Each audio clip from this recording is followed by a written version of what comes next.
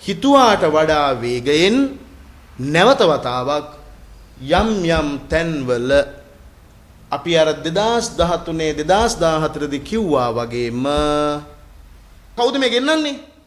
හජ්ජුල් අක්බර්. මම දන්නවා මහමලකරු සහ මේකේ මැප් එක. ආගමික කෘති ගෙන්වීමට තිබූ තහනම ඉවතට පාස්කු ප්‍රහාරයෙන් අනතුරුව ආගමික කෘති මෙරට ගෙන්වීම තහනම් කෙරුණා. නියෝජ්‍ය අමාත්‍ය ගමගදර දිසානායක මහතා සඳහන් කළේ එම තහනම් ඉවත් කිරීමට ආරක්ෂක අමාත්‍යාංශයේද අනුමැතිය හිමි වූ බවයි. රට ඇතුළට ගෙනල්ලා තියෙන ඉස්ලාමයේ වැරදියට කියවාගත් ගෝලීයව ගොඩනැගිලා තියෙන ත්‍රස්ත උවදුර තවමත් පහව ගිහින් නොමැති වටපිටාවක මා මීට අවස්ථා දෙකකදී මහනුවරදිත් මේ ස්ථානයේම මාධ්‍ය හමුවක් පවත්වමිනුත් දැඩි ලෙස අවධාරණය කළා. මුදලට මිනිස්සු මරණ ජනඝාතක කල්ලි විශාල සංඛ්‍යාවක් ලංකාව තුල ක්‍රියාත්මක වෙන බව. ඒ කියන්නේ දරුවෙකුට ඉගෙන්විය යුතු නැති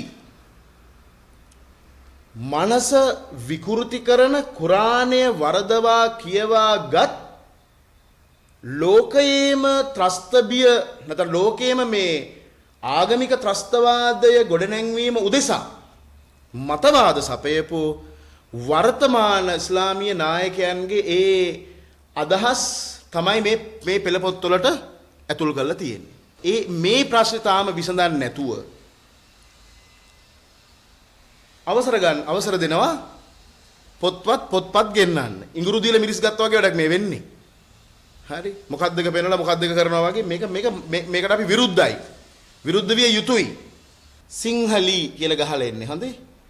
මේ කටාර්, තුර්කි, සෞදි, මැද පෙරදිග, අල් කයිඩා, ISIS, බොකෝ හරාම්, අල් ෂබාබ් ඔය වගේ ලෝකේ භීතියට පත් කරලා තියෙන මතවාදයන් කුරාණයේ වැරදියට කියවා අරගෙන සබහල්ලාවට ලෝක බලවතුන් විසින් ඒගොල්ලන්ගේ අසාමාන්‍ය මුදල් කන්දරාවන් විසින් නඩත්තු කරන්නේ මතවාදී ජිහාද් කල්ලි නැත්නම් ග්ලෝබල් ජිහාදයේ විසින් ලියලා තියෙන පොත්පත් මේවයින් තමයි මේ රටේ මේ අහිංසක මුස්ලිම් මිනිස්සු මේ මතවාද වලට ගොදුරු වෙලා අර සහරාන්ල වගේ මිනිස්සු මරාගෙන මැරුණේ. කවුද මේ ගෙන්නන්නේ?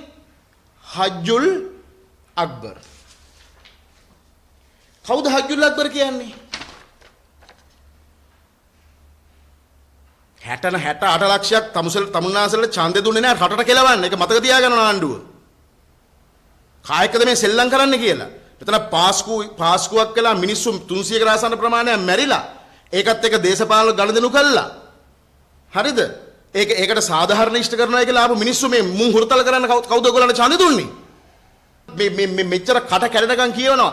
දැන් මම මල්වතු අස්ගිරි මහානායක හාමුදුරුවෝ බහැ දැකලා ඒ වෙලාවේ කිව්වා මම දන්නවා මහමලකරු සහ මේකේ මැප් එක. කො අද වෙනකම් මේගොල්ලෝ නිහතමානී වුණාද? ඒ තොරතුරු ටික ගන්න. මම CID එකට තොරතුරු දෙන්නෙත් නැහැ. පොලිස් මූලස්ථානට ඔය කාටවත් මේ තොරතුරු ටික දෙන්නේ ජනාධිපතිතුමායි ආරක්ෂක ලේකම්ට විතරයි කියලා මං කිව්වා. එතනින් එහාට එක දෙන්නෙත් නැහැ කට කෑවත් වෙඩි තිබ්බත්. මොකද වැඩක් නැහැ.